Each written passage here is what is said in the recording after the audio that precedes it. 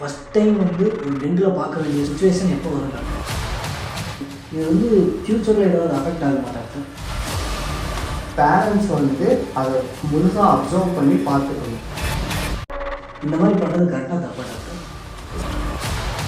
எந்த மாதிரி சாக்லேட்டை யூஸ் பண்ணலாம், இல்லை சாக்லேட்டையும் யூஸ் பண்ண வேண்டாமா? இந்த ட்ரெஸ்லாம் யூஸ் பண்ணுறோம் அப்படின்றது நிறைய அட்வைஸ் கொடுப்பாங்க. இன்றைக்கி நம்ம எங்கே வந்திருக்கோம்னா, இன்றைக்கி நம்ம டாக்டர் சந்திரவதியர் சீஃப் டென்டல் சர்ஜன் அவரை பார்த்து கிட்ஸை பற்றின ஒரு ஆரன்ஸை பற்றி கேட்கலாம் வாங்க. டாக்டர் உள்ள தான் இருக்கார், கேட்கலாம் வாங்க. ஹாய் டாக்டர், பாருங்களா?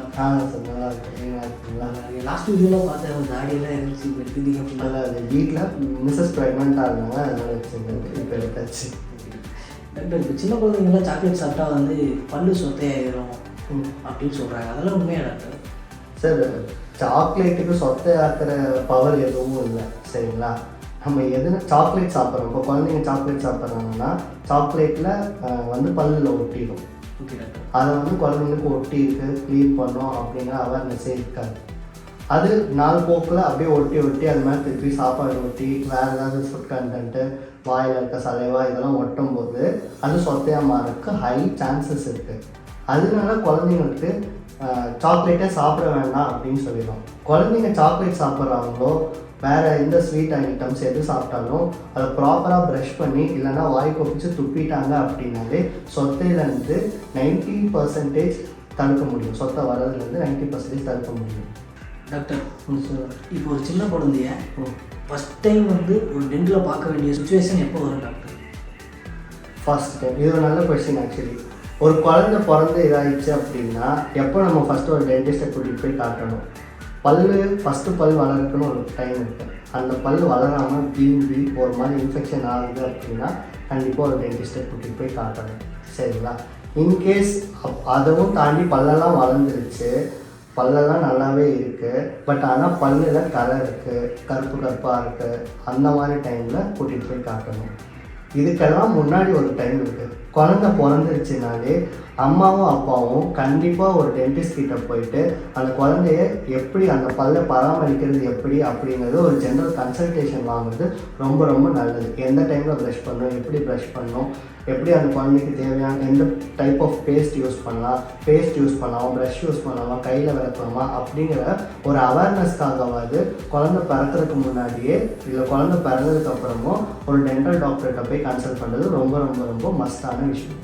Okay doctor. டாக்டர், இப்போ சின்ன குழந்தைகளுக்கெல்லாம் பல்லு கோணமுனையாக வளருக்கும், இது ஃப்யூச்சரில் ஏதாவது அஃபெக்ட் ஆகுமா டாக்டர்? சார், இப்போது சின்ன வயசில் பல்லு கோணமானியாக வளருது, இது ஃப்யூச்சரில் அஃபெக்ட் ஆகுமா? இதுதானே உங்களுக்கு கேள்வி.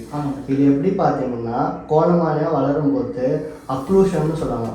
ஒரு பல்லு இன்னொரு பல்லு மேலே போய் உட்கார்றதுக்கு ஒரு கரெக்டான ஒரு ஷேப் இருக்குது. அந்த ஷேப் மாறிச்சு அப்படின்னா பின்னாடி டிஎம்ஜேயில் ப்ராப்ளம் வரக்கு சான்சஸ் நிறையாவே இருக்குது. அது இல்லாமல் சாப்பிடும்போது சாப்பாடு ஒழுங்காக அரையாததுக்கு நிறையா சான்சஸ் இருக்குது. ஒரு சில இதை நாங்கள் 3 டைப்பாக சொல்லுவோம். ஓப்பன் பைட்டு, சிசர் பைட்டு, இந்த மாதிரி நிறைய டைப்ஸ் ஆஃப் பைட்ஸ்ன்னு சொல்லுவோம். இதை நம்ம சரி பண்ணணும் அப்படின்னு சொன்னால் ஆர்த்தோ ட்ரீட்மெண்ட்டில் சரி பண்ணலாம். இன்கேஸ் நம்ம வளரும் போதே எப்படி கரெக்ட் பண்ணலாம் அப்படிங்கிறதுக்கு ஒரு டெக்னிக். சின்ன குழந்தையாக இருக்குது, இப்போ அந்த குழந்தைக்கு இப்போயும் பல் கோணையாக வளருது, இதை ஃப்யூச்சரில் விடாமல் இப்போயே வளரும் போது எப்படி கரெக்ட் பண்ணலாம் அப்படிங்கிறதுக்கு நிறைய டெக்னிக்ஸ் இருக்குது. இப்போ பார்த்தீங்கன்னா சீரியல் எக்ஸ்ட்ராக்ஷன்னு சொல்லுவாங்க. இப்போ ஒரு பால் பல் இருக்குன்னா அது கரெக்டான டைமில் விழுக வேண்டிய டைமில் விழுந்துச்சுன்னா அந்த இடத்துல நிரந்தர பல் முளைக்க ஆரம்பிக்கும். இன்கேஸ் அந்த பல் விழுகலை அப்படின்னா தான் நிரந்தர பல் வேறு இடத்துல ஷிஃப்ட் ஆகி வளர ஆரம்பிக்கும். அப்போ அது கோணையாக வளர்றதுக்கு ஃபஸ்ட்டு ஸ்டெப்பு. அது சீரியல் எக்ஸ்ட்ராக்ஷன் அப்படின்னா எந்தெந்த பல் எந்தெந்த டைமில் விழுகுமோ அந்தந்த டைமில் நம்மளாவே இன்டென்ஷனாக அந்த பல்லை எடுத்துகிட்டு வளர்கிற பல்லுக்கு இடம் கொடுத்து விடுறதான் சீரியல் எக்ஸ்ட்ராக்ஷன் சொல்லுவாங்க. ஒரு சில பேஷண்ட்ஸுக்கு இதை பற்றி அவேர்னஸ் இருக்காது, அதனால இதை அப்படியே விட்டுருவாங்க, தன்னால் விழுந்துரும் அப்படின்ற.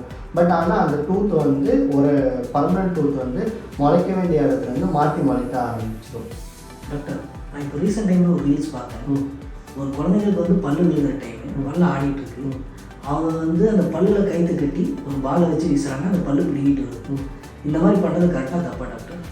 சரி, இந்த மாதிரி பண்ணுறதுக்கு அவங்களுக்கு பெயின் சுத்தமாக தெரியாது. குழந்தைங்க விளையாட்டுத்தனமாக பண்ணும்போது கயிறு கட்டி டோரில் கட்டுறதோ பாலில் பண்ணுறதோ அப்படிங்கும்போது அந்த பால் போகிற ஃபோர்ஸில் அந்த பல்லும் போயிடும். அதனால் குழந்தைங்களுக்கு பெயின் அவ்வளோவா தெரியாது. இப்போ வந்து குழந்தைங்களோட பல்லை பற்றி பேரண்ட்ஸ் ஒரு கவலை இருக்கும். சாக்லேட் சாப்பிட்றதுனால எங்கள் குழந்தைக்கு வந்து பல்லு விழுந்துடும், ஏதாவது பின்னாடி ஏதாவது பெரிய ப்ராப்ளம் வரும்னு நினைக்கிறாங்க. இப்போ அந்த மாதிரி இருக்கிற பெற்றோர்ஸ்க்கு நீங்கள் இப்போ ஒரு டிப்ஸ் மாதிரி கொடுங்க டாக்டர். எந்த மாதிரி சாக்லேட்டை யூஸ் பண்ணலாம், இல்லை சாக்லேட்டையும் யூஸ் பண்ண வேண்டாமா? சார் நார்மலாக பார்த்தீங்கன்னா எல்லா பேரண்ட்ஸுக்குமே குழந்தைங்களுக்கு மேலே அக்கறை இருக்கும். அந்த அக்கறைனால வந்துட்டு ஓவர் கண்டிஷன் பண்ணுவாங்க. பல் கரெக்டாக விளக்கு, சாக்லேட் சாப்பிடாத, இப்படி தான் இருக்கணும், அப்படி தான் இருக்கணும், இந்த பேஸ்ட் தான் யூஸ் பண்ணணும், இந்த ப்ரெஷ் தான் யூஸ் பண்ணணும் அப்படின்னு சொல்லிட்டு நிறைய அட்வைஸ் கொடுப்பாங்க. பட் அவங்க பண்ணுற ஒரு மெயினான தப்பு என்னென்னா பேரண்ட்ஸ் போய் அதை பார்க்க மாட்டாங்க, குழந்தைங்க கரெக்டாக பண்ணுறாங்களா அப்படின்ட்டு. சாக்லேட் சாப்பிட்றது தப்பு கிடையாது. சாக்லேட் சாப்பிட்றதே வாய் கொப்பிக்கிறாங்களா, ப்ரெஷ் பண்ணுறாங்களா அப்படிங்கிறது ப்ராப்ளம். காலையில் குழந்தைங்க போகிற அவசரத்தில், ஸ்கூல் டைம் அவசரத்தில் போகிற 2 நிமிஷத்தில் பேஸ்ட்டை போட்டு விளக்கிட்டு ஒழுங்காக விளக்குறாங்களான்னு கூட தெரியாது. அதை நம்ம கேர் பண்ணிக்கணும். ஒழுங்காக டங் க்ளீன் பண்ணுறாங்களா, ஒழுங்காக ஃப்ளாஸிங் ட்ரை பண்ணுறாங்களா இப்படிங்கிறதெல்லாம் பேரண்ட்ஸ் வந்து அதை முழுசாக அப்சர்வ் பண்ணி பார்த்துக்கணும். பொதுவாகவே ஒரு 10 வயசு வரைக்கும் பேரண்ட்ஸ்னால் சில்ட்ரன்ஸுக்கு ப்ரஷ் பண்ணி விடுறது ரொம்ப நல்லது. இப்போ சில்ட்ரன்ஸ் அடம் பிடிச்சா போய் மார்னிங் நான் ப்ரஷ் பண்ணுறேன், ஈவினிங் வந்துட்டு நீ ப்ரஷ் பண்ணிக்கோ அப்படிங்கிற ஒரு கிமிக் மாதிரி அதை ட்ரை பண்ணி குழந்தைங்களுக்கு சொல்லிக் கொடுக்கறத விட அதை அவங்க ப்ராப்பராக ஃபாலோ பண்ணுறாங்கன்னு பார்த்துக்கிறது மஸ்டாக இருக்கும். ஓகே, அதுதான் அவங்களுக்கு ஒரு அட்வைஸும் கூட. ஓகே.